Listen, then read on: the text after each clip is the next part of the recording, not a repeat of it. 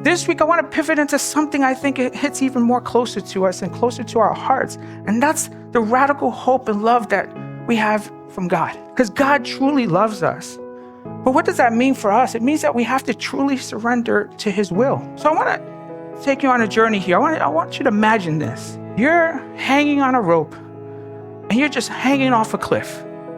And you're hanging on that rope for dear life. But it's difficult to let go of that rope because it requires you to do something. It requires you to give your hand to somebody and let go of that rope. And that's not easy. Imagine the thoughts in your mind. Is that guy gonna let me go? You know, we have all these doubts, but our life depends on it. But we still hang on the rope and we want to have it both ways. And in this case, we can't. And that hand is God. And he's reaching out to you and he's asking for your hand so you could be saved. But that's such a tough thing to do because it feels like it's almost impossible to do. You're being asked for the impossible.